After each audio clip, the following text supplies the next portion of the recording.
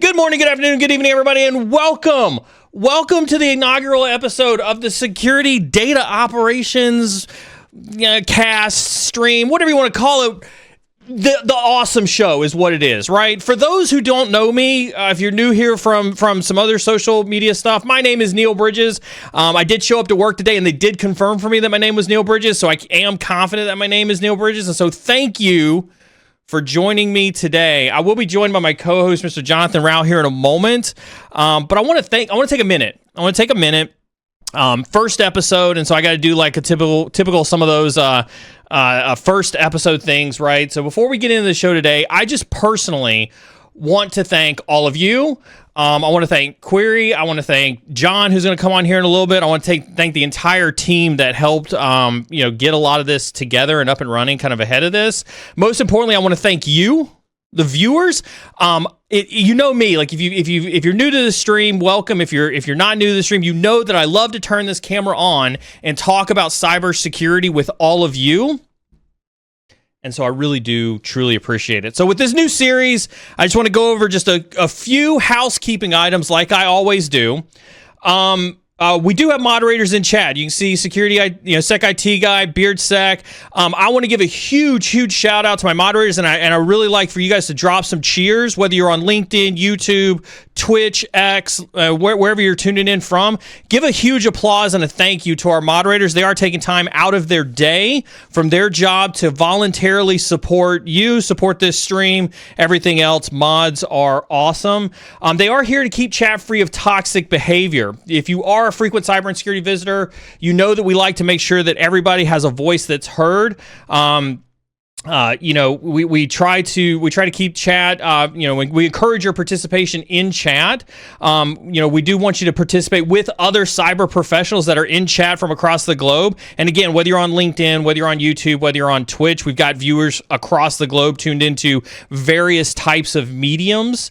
And so we do want you to encourage that participation in chat with other professionals from across the globe. But we do ask that you refrain from being toxic and having toxic behaviors in chat, right? That's no sexist, misogynistic, elitist, type of behavior inside of chat. We are here for, everybody to be heard and for everybody to have a voice. And so our moderators are here to keep everybody safe and to make sure that everybody's voice is heard. If you do have an issue with moderation, I do encourage you take it up with our moderators. They are the ones who do that. I actually don't pay attention to that at all across my platforms. While we're only going to be live for less than an hour today, you can continue the conversation in our Cyber and Security Discord by hitting that ! Discord button and getting access to our Discord.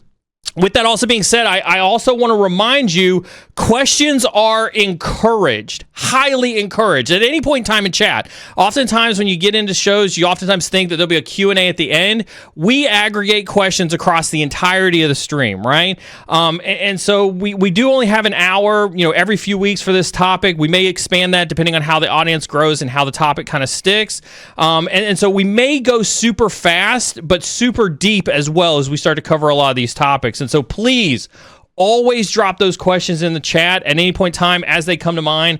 Our moderators will grab those questions, push them up on screen as they see fit, and that saves time instead of waiting for a dedicated Q&A section at the end. So with that being said, you guys have seen me, share the stage with a numerous amount of folks over the years. I am super excited to be joined by my co-host today. I heard you typing on that keyboard. I saw that. I'm super excited to be joined by my co-host today, Mr. Jonathan Rao. You can hit ! Guest in chat to get to Jonathan's LinkedIn page. Make sure you do send him all your shit posts, because apparently he loves to do that. Yes, shitpost aggregator. You said no toxicity, and I guess I got to go. No. We pre-briefed about this. You agreed to no toxicity on stream. That is true. I got it out yesterday. You did get it out. You guys, again, I do want to do a behind the scenes at some point in time, because John's right. We had a pre-run yesterday afternoon, and I gave him the rules for chat. If you're going to, John, I can't believe I got to share a stage with you, but if I got to share a stage with you, you can't do these things. And the bottom line was, John, what did I tell you we had to, above all else, not do? One of these. No. Oh, just kidding. Oh, I said we don't get canceled. I said that's the goal, is we're not getting canceled on the first episode. Well, no promises. No promises. I mean, can't really get canceled because we're coworkers. So don't say that. Don't say that. Now, John, listen. I don't want to take too much away from your interview, and I'm sure our audience will get to know you over the weeks that we're going to spend together on stream. But you do have an impressive background, and I do want to make sure that I highlight, a couple of key factors for the folks who are watching us, especially the folks from my cyber and security community who are not familiar with you, who haven't been exposed to you. First, I'm super excited to always share the stage with a fellow veteran. I won't, your U.S. Army, I won't hold that against you, go Air Force, but thank you as always for your service.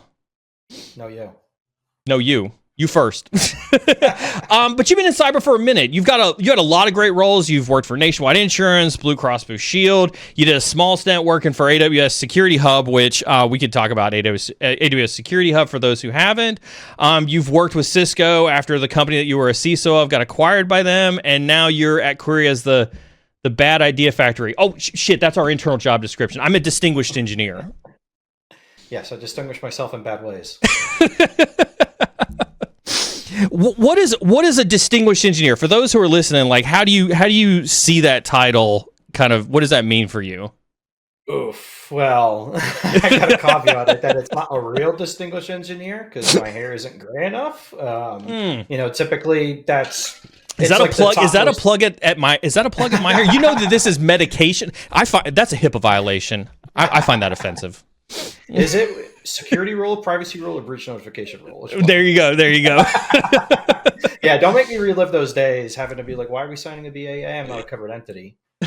Anyway, raise his volume. Don't pay attention to chat. Oh God, if chat sees you paying attention to it, it's over now. Okay. No, I saw it not in this chat. I saw it in another chat, but whatever. Let me move my little window down. That's right. Don't pay attention to chat. Yeah, but anyway, a DE, a distinguished engineer, is technically below a fellow, and I don't know what fellows do, but there's a lot of them at Cisco. But a distinguished engineer is supposed to be, the senior, more strategic kind of individual contributor that owns a domain area. So if we were in like big corp instead of at Query, and let's say we're at this monster platform corp and federated search was a part of it, then yeah, theoretically I could be the DE of federated search, but it's supposed to be somebody that has a ton of experience, not just, slinging code or in a specific domain, but working across different stakeholders, working across different technology stacks, and really pushing the button, or not pushing the button, but pushing the mission forward. Yeah, I mean, sometimes we push buttons. You don't want me to. No, I was going to say, I was like, if I recall correctly, we don't let you push any buttons. Oh no, I push buttons now, which is why dev breaks all the time.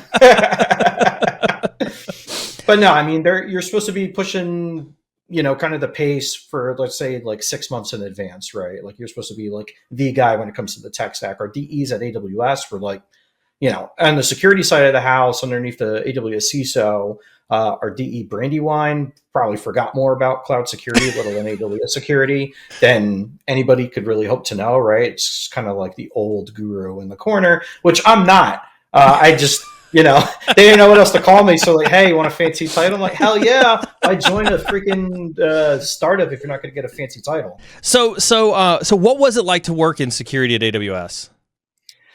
Hectic. The AWS security team is freaking massive. And it's also, the security responsibilities are owned by a couple different teams as well.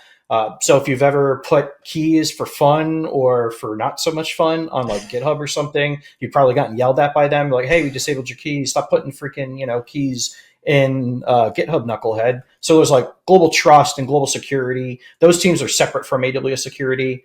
AWS security has, I don't know, probably like 6 or so different divisions. And then you have the security services, which are completely different, right? Like when I was working at AWS Security Hub, we were part of a division called External Security Services, is like the external security tool service, the AWS service, right? And working with the security guys, usually they kind of stayed far away. Some of them we do dog food, or they dog food a lot at AWS, right? So we would meet with them, but the only time I ever got to talk to like a real AWS security person was AppSec engineers when we would do big deploys, big region builds. SecHub was in GovCloud, so there was their own creepy people we talked to there.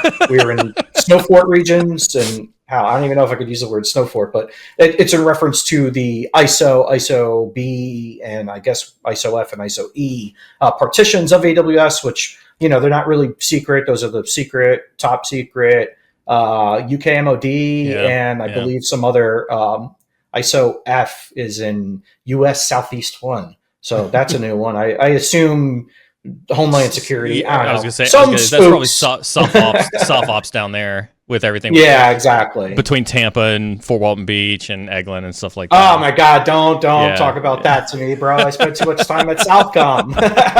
Even though Southcom's in Miami, but SOC South was at Humboldt, and then I was at Eglin for the schoolhouse for a little bit. But working with them at AWS was, they were pretty distant from us. Like it was more consulting with them as SMEs. Like, hey, we're building a CSPM tool in-house with Security Hub right in the early days. We were authoring some SOAR content when SOAR content was kind of popular, right? Like auto remediation, which sounds great on paper when you're sitting away from a real team doing real work. But then when you go to deploy that and it breaks everybody's shit, they get real mad. So you're not testing security, you're testing everybody's patience and your longevity at a company. So it was a long way to say it was fun. Yeah, I as chat can tell, I had one of the concessions that I had to make on cyber insecurity was that we let John be a little bit more freewheeling with his use of adult language on the stream than what my cyber insecurity folks are used to hearing. But I did write a whole script on the topic that we're going to cover today, John. I did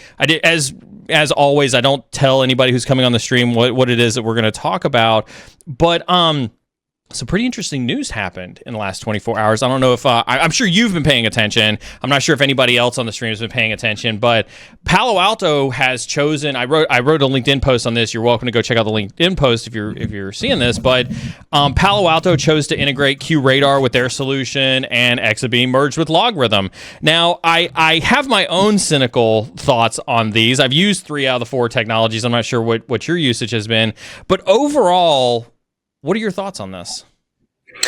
I mean, they did threaten they were going to platformize everything, right? As far as Palo Alto goes. I mean, I kind of see why they did that. I mean, they pretty much told IBM QRadar customers, like, hey, if you're not on-prem, like, congrats, you're freaking XDR and XIM users now. And the Logarithm Exabeam stuff, we could get into that. But as far as Palo, I mean, it makes sense. It's right. It's for customer capture. It's one less player on the field, just like we saw in the observability space. You remember when it was New Relic and App Dynamics and crap. I forget them because there's, who cares? Whatever, right? Damn it, there's another one that we use at NBC Universal. I can't remember the name of it. But there is a ton of people in the APM field, and then slowly but surely consolidated. Splunk bought a couple people in the observability space. I think a couple of the big PEs like Double Bravo, who had Logarithm, had bought some. Then there was Sumo Logic, who I guess is more of a STEM now. But either way, I assume that the powers that be at Palo Alto probably sat down and were like, hey, we'll find this out through DD, but they're going to tell us what their rev numbers are, what their bookings are, what their NRR is. I think, you probably have 100% retained on QRadar if you're still using QRadar in like 2023, 2024. And the calculus probably was like, hey, even if we jettison half these customers, this, capture of rev that we have is fine. And XIM apparently does $9 million in bookings. I don't know how. It's the most low-key $90 million product out there. No offense to them, right? Like we looked at XDR, right, to build an integration with, and it seemed pretty cool. The APIs were nice, easy to parse from, and it has a decent amount of capabilities. But you know how I am, man. I mean, a tool's a tool, right? It could be XDR, SentinelOne, whatever. That's neither here nor there. But I guess overall it's smart for Palo, and I wonder if we're seeing kind of this beast waking up again. It'll be interesting to hear how much the actual purchase was. But, I brought up NBC before. Palo, is enemy number one. We were Redlock users, and then frickin' Palo bought it, and we're like, oh, screw that. Then we switched over to Evident.io, Yeah. and then Evident.io got bought. Whatever the timing on that was. Literally in my 9-month stint there, freaking 4 of our tools that we use, that global platform and enterprise technology at NBC Universal, headquartered in Englewood Cliffs. Yeah. 4 of them got acquired by these big players, and it's just like, come on, man, stop it. Yeah, when the CRO from Carbon Black, right after VMware bought him, went over to Expanse, and I was chatting with Expanse, and I had them on the stream, and then I was like, yeah, this Expanse tool, this could be really, really awesome. And then Palo goes out and bought them. I'm like, well, there goes Expanse. Like, I'm not touching that with a 10-foot pole. Yeah, the only Expanse I see is the one that is when they hit our honeypot with it. I mean, there's a lot of. Here's the thing, you hit the nail on the head though, right? I think that there's a large platform play that's happening out there. I mean, listen, CrowdStrike is doubling down on, after their Humio acquisition, a year later they've done, amazing with log scale. Palo's got to play catch up with that. You've got Cisco acquiring Splunk. We talk often on the stream, what's happening in the marketplace. This is what we refer to as consolidation. There's a lot of consolidation that's happening, just kind of in the place. I think what was interesting out of one post that I saw online, John, the number one prediction that somebody made was that big data platforms like Snowflake, Databricks, and I know you're neck deep in some Databricks stuff right now, the ones that don't have a specific XDR application could potentially buy them. And I think the question that I have for you, when you think about this space, what does that say about the realization or the acceptance of a more data-centric security operations approach? Yeah, I think the ship has long since sailed, right? I think most security teams are bought in that okay, we need to deal with big data, because security inherently is a big data issue. Now, what you consider big data really depends, right? Big data could be a couple gigabytes a day. It could be a couple gigabytes a second. There's folks that I'm talking to who have, legit lake houses with petabyte a week ingestion, right? So I know you're slightly ADHD, and I asked you a question, but I don't want you to lose that train of thought. Can you explain, because I've heard you talk to other folks about lake houses and other variations of that. Can you kind of go through that and explain that taxonomy for some cybersecurity folks who may not have that taxonomy from a data warehousing perspective? Yeah, for sure. We got to start at the beginning. That's right. No, not really at the beginning, not crap on your disk, but databases, right? MySQL, PostgreSQL, right? That's a relational database. And yeah, technically it's a relational database management system that those things are, but it stores things it's an Excel spreadsheet essentially. And you, instead of eyeballing it and control Fing it or command Fing it, you SQL, right? So it's tables, and tables are organized in databases, and the databases are organized in the actual database server. You have your fields or your columns, and then you have your rows of data, right? That's relational, very, very easy. And then you have kind of the data lake, right? So what happened was that, hey, we're running these massive database servers. We're using, massively paralleled versions of Postgre like Greenplum and whatnot, and they just don't scale right. They're super resource hungry. They're CPU intensive. They're memory intensive. Backups are hard. Security is hard. You remember there used to be a whole category of freaking database security tools. Yeah. Imperva. You had your DAM, your database activity monitoring. You had your freaking database firewalls from Imperva, your DB, and then you had DBVMs like Scuba, which I think is also an Imperva tool as well. And then there's a couple others, but that field is long since consolidated. So that mode of operations, right, that ops was hard, not just the data ops part, like the governance, integrity, latency, quality, but also just maintaining all this infrastructure. So the next way to look at it was well, what if we kept our files on the file system, right? We have things like Pure, and we have these vSANs, and we have this flash storage that's, super high performant, right, to read and write off of. What if we could actually interface with those things like they were a database, so I could index them, I could write SQL against them, and that's where we kind of came with the warehouse and the lake. Hive is the main one, so you've probably heard of MapReduce, Hadoop. Hive is technically a couple different parts, but the part of Hive that most people are familiar with are HMS, not Her Majesty's ship that we sank, but Hive Metastore. And a Metastore is essentially it's a data catalog. It's a metadata management layer that looks at all those files, looks at the directories, the file paths they're written in, catalogs their schema, right? Their fields and columns. We could do column statistics, and then you could submit SQL against it using the Hadoop or the Hive ecosystem. And they actually call themselves a warehouse. And a warehouse is, so back to the database, right? That's technically a OLTP, a online transaction platform protocol. I don't know. I never been to college. I never learned any of this crap formatively, so don't blame me. But it's definitely OLTP. So a data warehouse, a traditional data warehouse, like a Netezza, like an IBM, like not a Hyperion, but whatever Hyperion was built on, or IBM DB2, I think technically is a warehouse, or maybe DB2, it's a database engine. Yeah.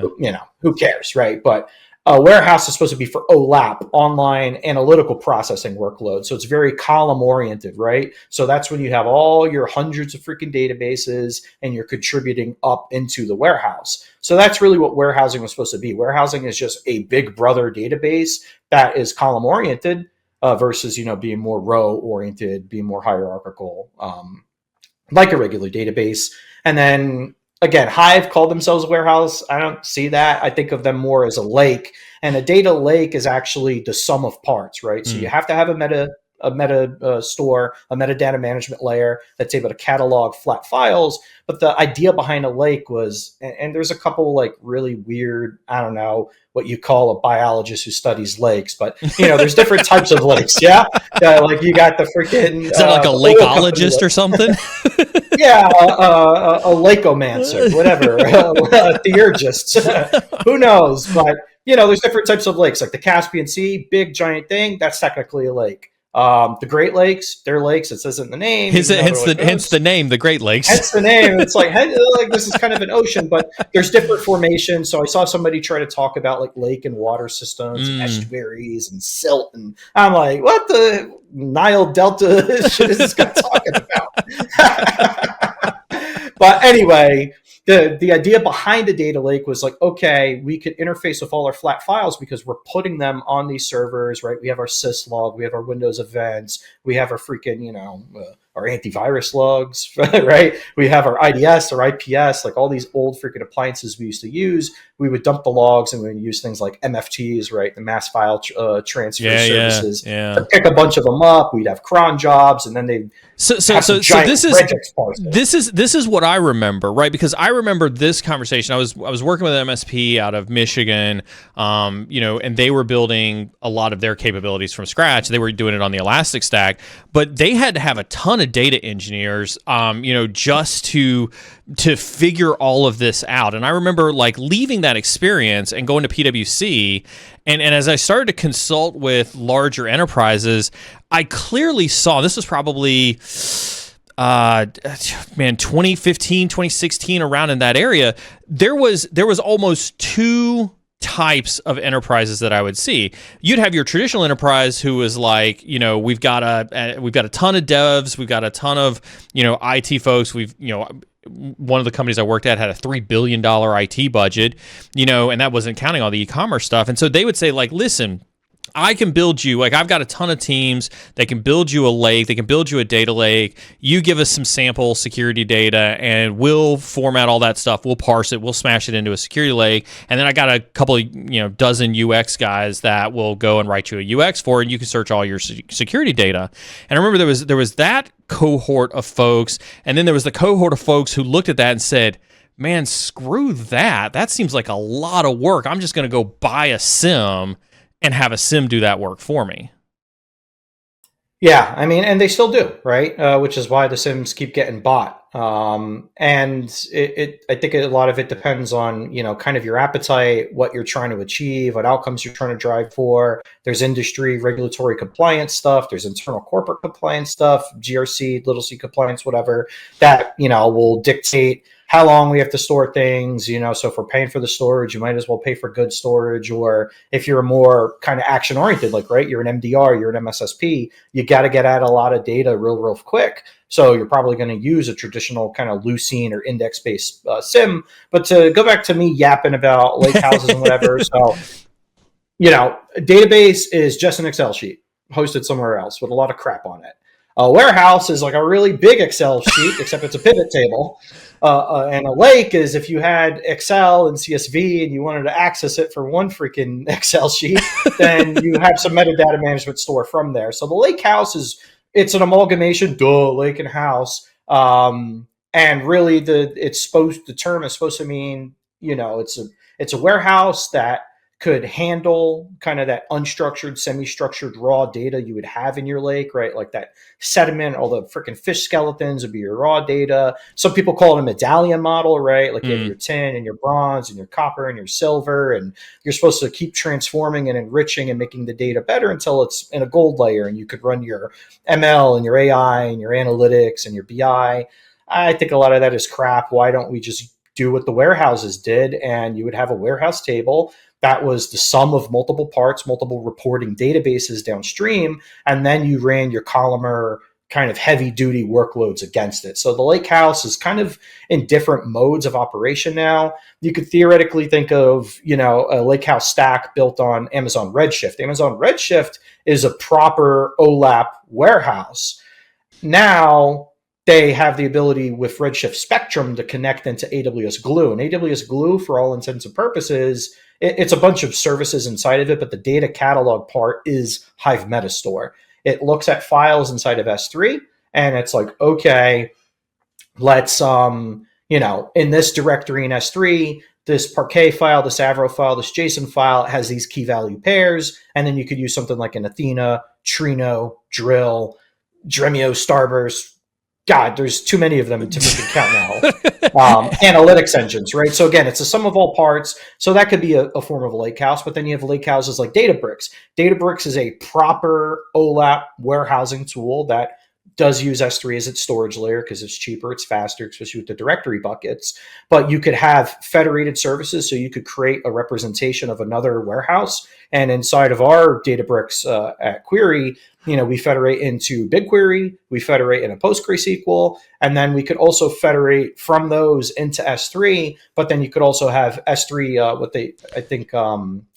Snowflake calls it a storage location. I forget what Databricks calls it, but essentially all that metastore inside of S3, Databricks Unity Catalog, which is their own data catalog, their own metastore, could reference and load those files in the table. So that's what their lakehouse is, and I think that's the superior thing. That was a long-winded explanation, and I appreciate that. Yapping. You are yapping, but I think like there's probably a subset of folks listening to this who are security practitioners who are like, when in the hell did we just start talking about freaking data engineering? Like, what is going on? And I tell you, I had that thought when you started talking 200 days ago when you first joined Query and we started chatting for the first time. It was 100, 255. Is that what it was? Yeah. I think security has always known about a data problem, or at least like I would argue security has always known about a data problem. I mean, you can think back to, you ask any security analyst or threat hunter or, incident responder or pen tester, like what do they want? They want more data, right? I want access to more data. I want more information. That's the only way that I can stop the bad guys is with more information. But we've also been told we can't have access to all of the data. And I think I've also ascertained that in a post-COVID world, the data volume or the amount of data that could be available to most security people has probably tripled, if not quadrupled. I don't know what your thoughts are on that, but I think the point is that there's more data out there than I think that we've ever known what to do with from a security perspective. Yeah, no, I mean, it's going to get worse, right? I think in a way we've always had the problem. I think it's more noticeable now because we actually see the data. So, back in the day, right, like 7 years ago when everything was its own appliance, everything was its own category, you had your very specific, serverless security, very specific container vulnerability management, container dependency scanner. Then you had your regular agent-based host scanners, and then you had your like Detectifys and your external attack surface management tools, and you just had all this crap, right? And it was all pushing data, and then you had different parsers, different people picking it up, putting it in Sumo and Logarithm and QRadar and Splunk and observability tools, even like the EPMs, because they're like, well, we're collecting the app data. Why don't we collect the security data here too? And that gave Datadog the bad idea to think that they're a freaking security company, and they're not. Boom! Databricks. I mean, well, not Databricks. Datadog sucks. Yeah. But yeah, now with the consolidation, right, you have your CNAPs and your XDIRs and all this stuff. And they're contributing a ton of a lot of telemetry, and the volume's just going to keep going up. And then naturally, it's a product of the size of your environment.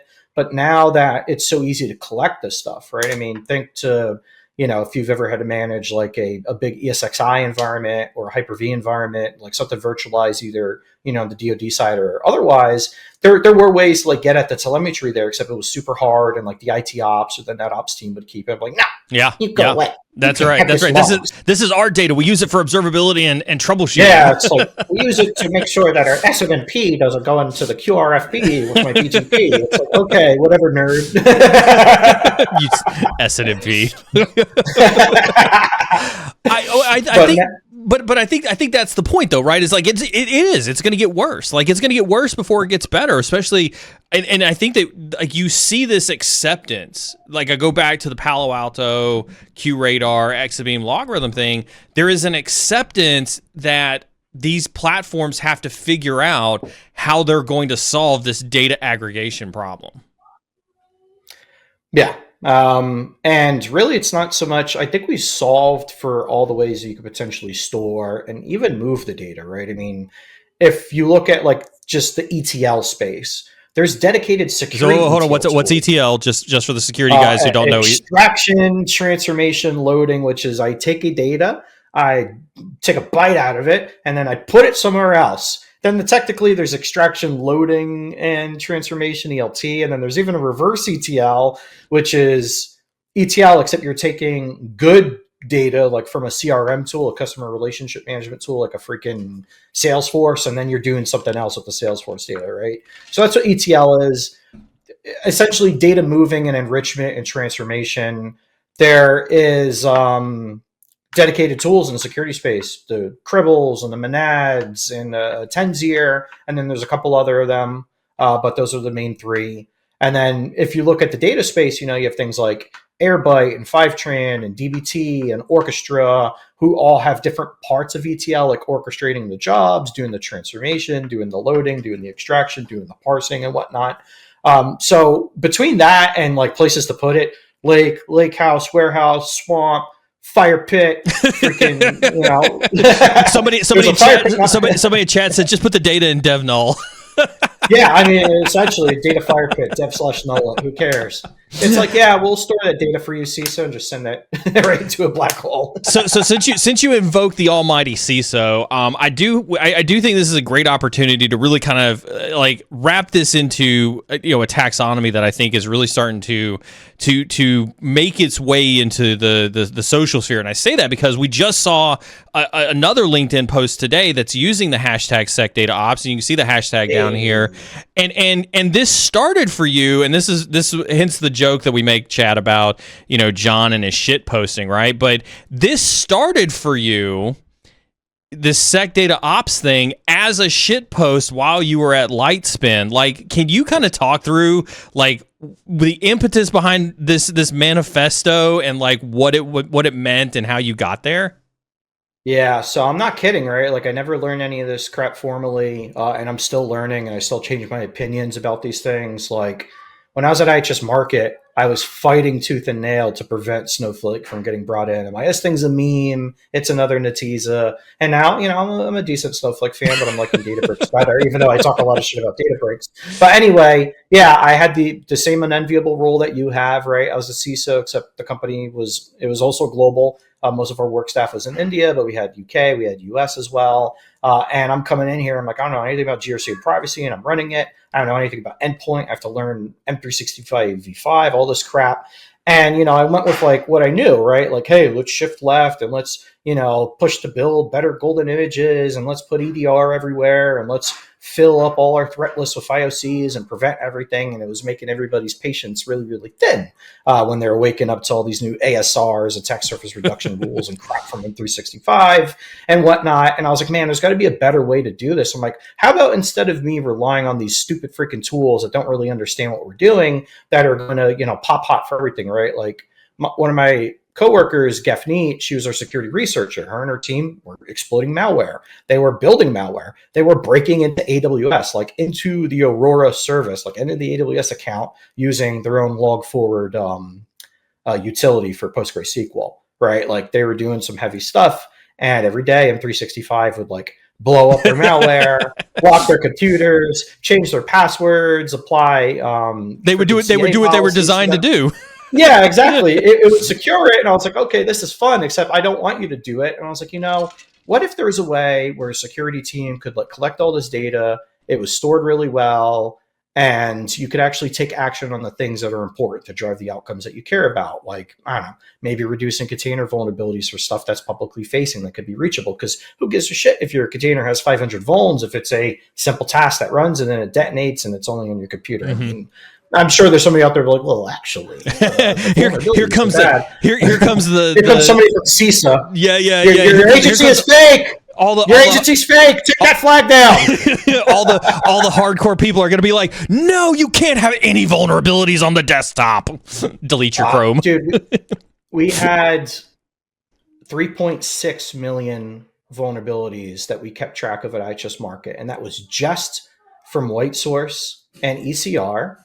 And that was just for crap that we could find in GitHub Container Registry, ECR, Elastic Container Registry, and like one other, I think GCP Container Registry, right? Like that wasn't even all of them. That was just a small little slice. I think 2.5 of them had an associated external exploit, which technically all vulnerabilities are exploitable. Otherwise, they wouldn't be a vulnerability. Yeah. So I never really understood that. So it's like, well, to clarify, I mean, a publicly accessible exploit. I'm like, okay, even if I gave that to you, what would you know what to do with it? What's the attack conditions to actually, pull this thing off, right?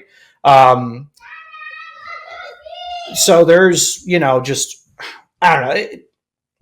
Whatever the vulnerability management space, I used to be, really focused on, but actually did focusing a little bit more. And now I think people call it risk-based vulnerability management. So you're welcome, by the way, for my idea. But the SecDataOps thing was kind of as an output of that. I'm like, wow, like I could actually just take control of all this data and use it to suit my needs. And I get people don't like that because they want to be told what to do and they want the rules and they want the protections. And I'm like, look, prevent everything you can that makes sense to prevent.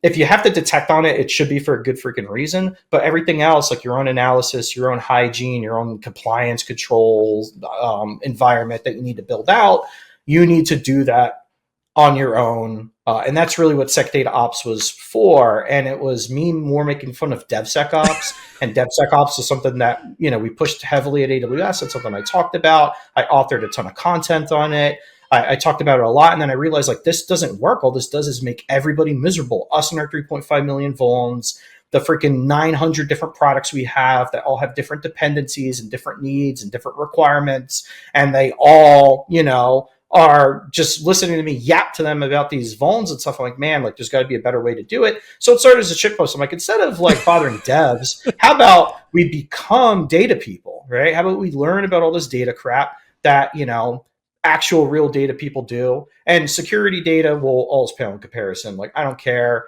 Blackstone and BlackRock and Vanguard are running freaking numbers for all the stocks under their asset management in the world. They probably have exabeams of data, right? S3 a day stores like 2 exabeams of data. Like that's real big data. Even if you get to a petabyte, it's not that big of a deal. So my whole thing, I'm like, why don't we just adopt a lot of these tools and processes? Because data people, like when it comes to building, and well, actually not really, right? A lot of data engineers and BI analysts out there, get told like, oh, build me this freaking dashboard and get me this report, get me this table. We need it now. And they go and freaking build it, right? Like a SecOps person would be like, oh, we need to find out why all these freaking EDR sensors aren't working. You need to go freaking ask everybody for their kernel version. And then you got the poor SecOps tier 1 guy reaching out to you like, hello, sir. Can you please run uname -A if you have a Linux? It's like, holy crap, why are you doing this? Why are you being the janitor? I'm like, so why don't we take some of their, the need for governance, the need to be like, okay, like what's the outcome? What's the business case? I'm not saying business case like, oh, security needs to be on the board now. No, I'm saying like, what's the job to be done? Like, what does that heaven help the company that puts John in front of the board. Oh my goodness! Well, I do get put in front of the board here. They find it rather whimsical and amusing. But either way, I'm freaking yapping again. Really, SecDataOps is not a framework. It's not a 12-step process to get over your SIM addiction. It's more, I don't know, it's a mind virus. It is a shitpost. It's a meme in its purest sense. It's like, hey, stop what you're doing, security person. What is your security task? What do you have to do? Do you have everything you need to do that? And I'm not just talking about the tech, like you actually have access to the pertinent information, decisioning support, right? Like think of the intelligence lifecycle from the military.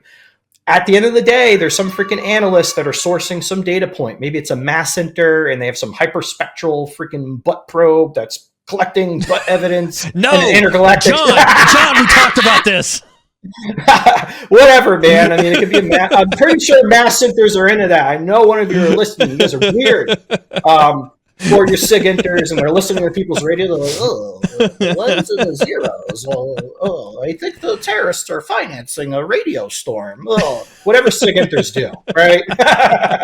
But anyway, you collect the data, you give it to an all source person, and they gather it into information, and then you go and you turn it into an intelligence product with all the other disciplines. But you never start that until there's a need to do it. It's like we're doing a reconnaissance in force in, I don't know, the Atropia or in the box at Fort Polk, and we need to find out something. We need to find out the temperament of the civilian population, or we need to figure out this specific financier, what Halala network is he using, and how does he move around the freaking country so fast, or drones can't find him even though we have all these thermals, whatever, right?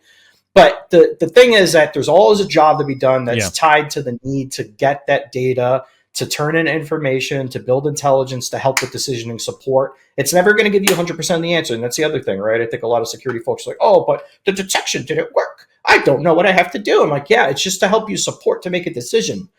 And it better be a decision worth making. I think too often SecOps teams end up becoming freaking janitor services.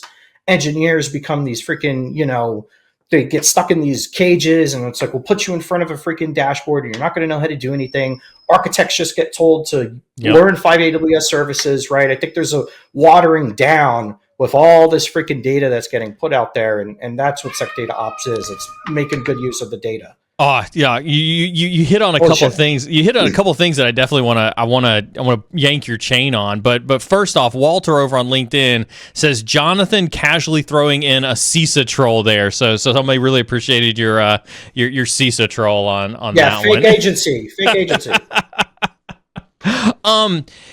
I've seen you rail on security practitioners before for not being more data centric, and you've even gone so far. I think you and I are at odds on this. Like, you've even gone so far as to say like blasphemy security analyst that doesn't know how to write SQL, and I just got to say, like, how woefully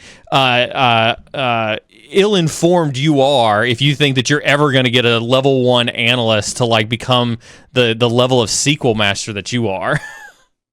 And I'm hardly, SQL's not that hard. There's like 18 words you need to memorize. Select, distinct, from, limit, and send it. Don't do that. I'm sure there's somebody out there like, oh, you better not run that on my prod table, boy. You try to run them SQL queries on my prod table, boy, and we're going to have problems. But no, I'm realizing that this is a losing fight. And damn right it is. And that you're right. But we have to figure out a way to get people at the data, right? So let's say that these giant XDRs and these giant EDRs who think that they're data companies and these data platform-based tools, and there's nothing wrong with them, right? I like me some detection as code. I like some Panther. I got some Panther shirts. Panther would be cool and whatnot. But all right, fine. You don't learn SQL. How are you going to get the metadata when you force everybody on a Snowflake, right? Or the business is like, hey, we pay 10 million for Snowflake, you pay 2 million for Splunk. I want to look like a hero in front of the board, so I'm going to reduce you by 2 million. But you could use Snowflake. And boom, like that's it. 3 months later, you're on Snowflake. Yeah. What do you do? Right. So maybe not everybody needs to learn SQL. I think it's helpful. I think it's a great analysis tool. I think that there's things that you could do with it and like DuckDB and Pandas and Spark that you couldn't otherwise do with like grep and awk and cut and, other bash-based tools on Linux, which are a lot harder to learn. Like, I don't know how freaking, even, you're like kind of like 2-year in SecOps analysts. Like we had folks that we worked with at our tier 1 and our tier 2 shop at IHS. They're able to do like some crazy freaking bash scripts. I'm like, what is that? Like, I can barely do a for loop in Python, let alone what the hell you're doing. So right? For those who are listening to this, right, that just goes to prove like we've always talked about security being so wide and so deep. John's an absolute machine when it comes to data engineering, but clearly he couldn't write the hello world of bash scripts. Nope. Can't do it. I could like do an input. Please give friends. So what I hear you say, John, is SIM is dead. SIM is dead. Long live the SIM. I think it's kind of if you're familiar with like the plot of Dragon's Dogma. I know Dragon's Dogma 2's come out, but people who like Dragon's Dogma 2, they don't know the OG. But the whole premise of it is it's a commentary on like just the cyclicness of humanity, right? Where in bad times, a great hero will emerge to save you. But then if you, this heroic person, if you give them enough money or give them their wish, maybe they'll go away. Or if they vanquish the beast, then they become the beast, right? Like I don't want to spoil too much of the game, but I think this SIM cycle, this security data ops cycle, this security teams needing to make decision, whatever the hell you want to call it, or whatever shape it comes in, we're just creating another SIM, right? Like, okay, I get it. Leucine versus some RDBMS, SQL versus somebody's freaking, cracked out KQL, CQL, SPL, whatever, PL, domain specific language that you like.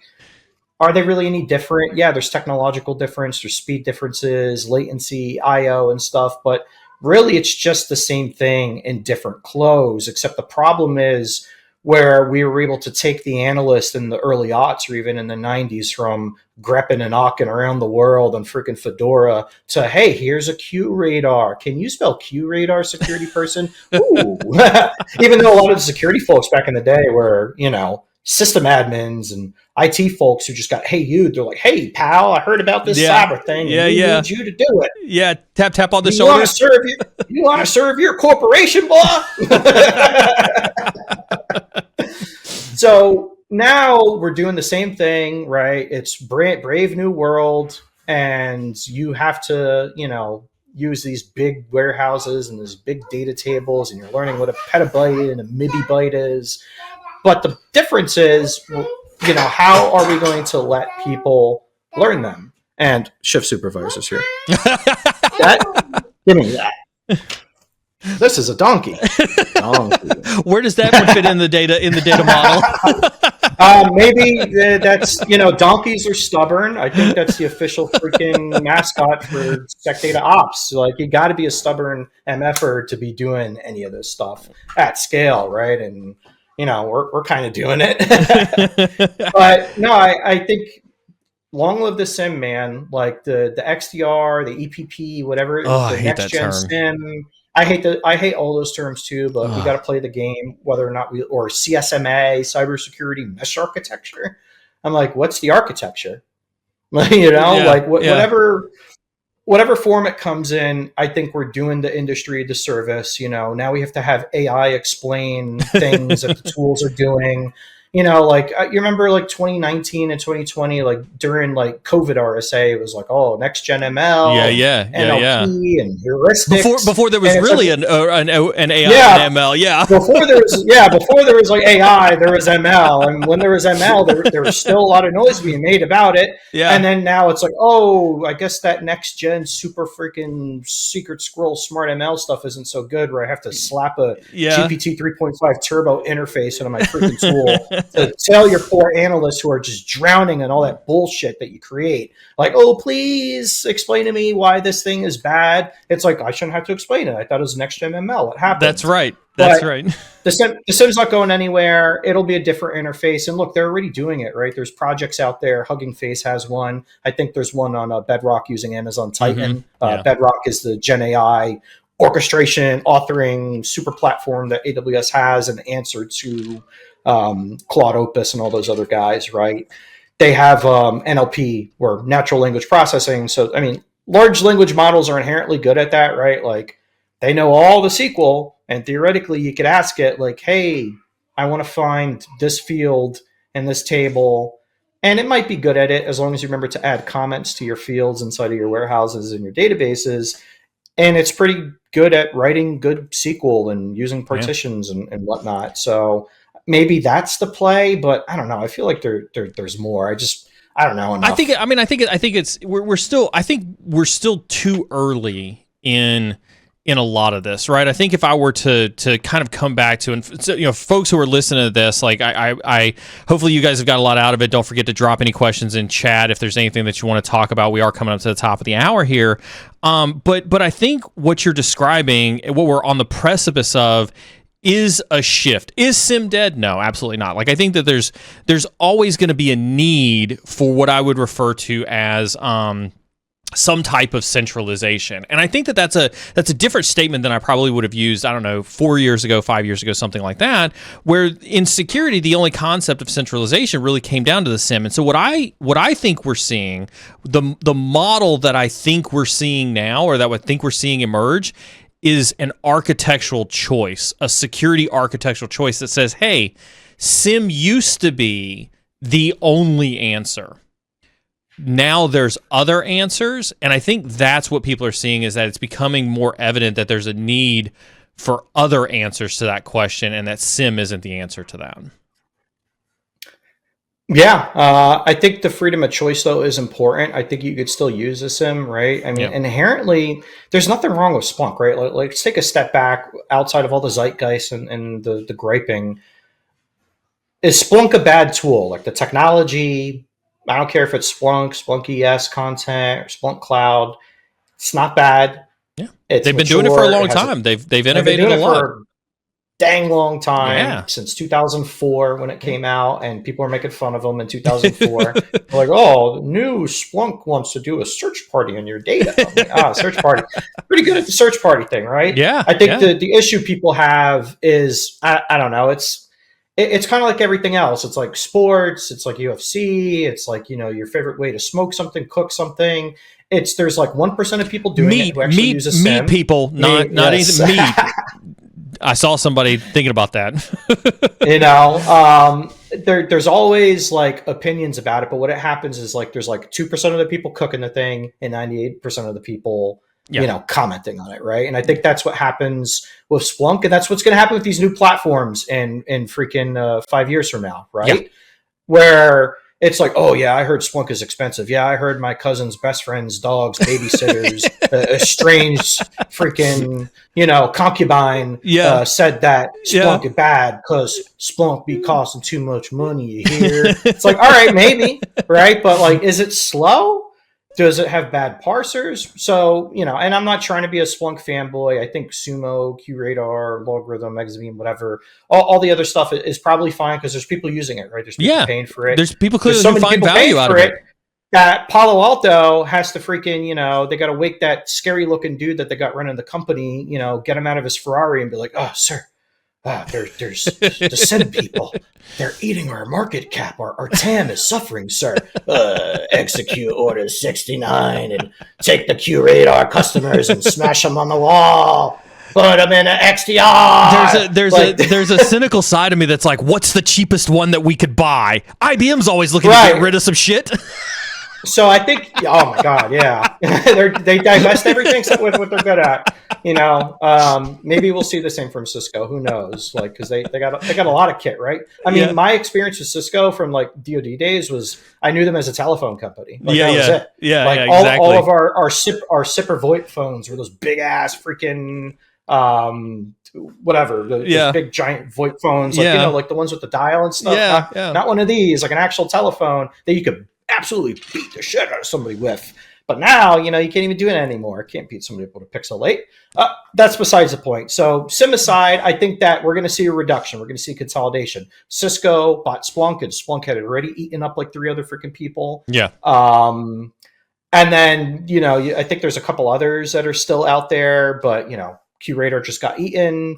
Logarithm got eaten by Thoma Bravo, who murders freaking everybody. And they're going to merge with Exabeam. And Exabeam was one of like the early UEBA. Remember when that was hot? User Entity Behavior Analytics. Yeah. Where it was like, okay, we're going to take the SIEM and we're going to take the analyst out of the SIEM because we're going to ML the shit out of them. And then we're going to do some isolation for us. And just like every other market, segment that realized that it was completely useless, it died on a vine. You never hear anybody talk about it. It's never brought up in sales motion. I mean, it gets mentioned every once in a while. Some people harken back to the good old days, and I think UEBA was a cool idea. We used it with actually great success at Blue Cross Blue Shield. Mind you, we had a very stringent freaking data.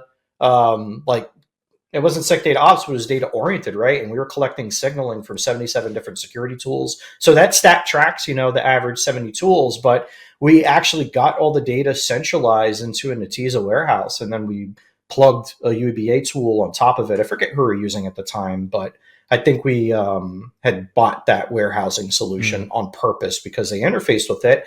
And we could tell you the second that somebody carded into any one of our buildings, everything that they did, everywhere that they walked around, all the systems they access, and then we would flip things based on like IGA and PAM and location-based conditional access rules. So if somebody from a site, they could, if somebody in our Trenton site came to Newark, they could probably, in New Jersey, they could probably fool the security people to let them in the building. But what if it's a rogue actor coming from that location, just stole a badge, right?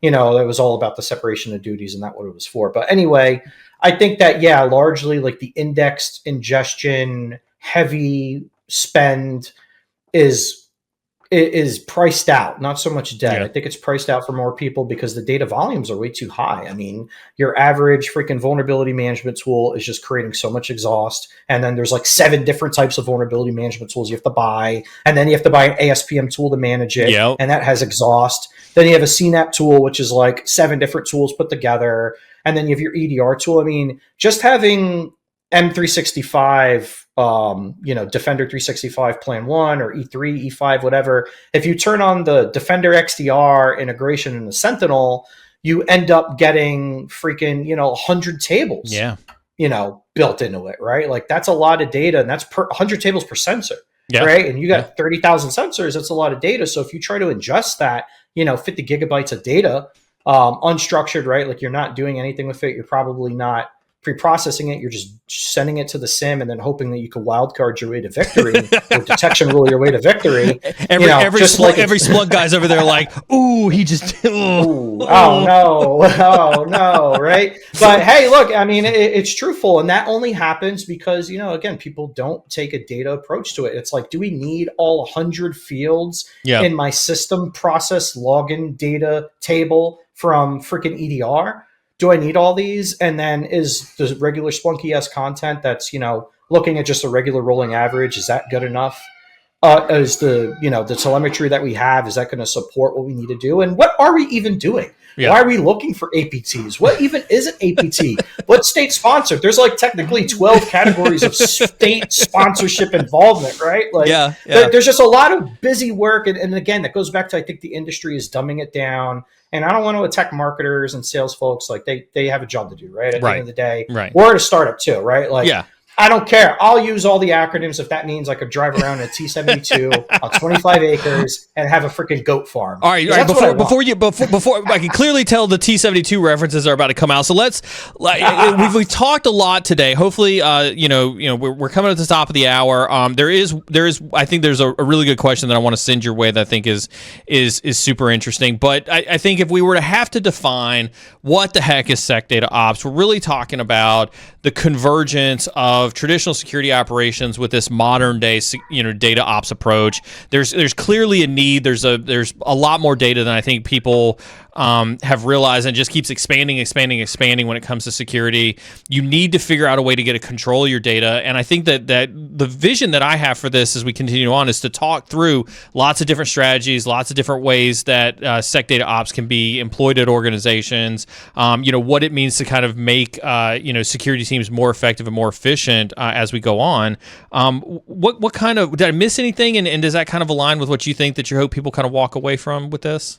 Yeah. I mean, what I always tell people is like the typical cliche, just start with one. Like, if you're a SecOps analyst or you're an architect or an engineer, or if you know one, ask yourself or ask them like, hey, what is something that you do a lot of that just freaking sucks? That's a lot of toil. And why does it cause toil? Why does it cause so much pain?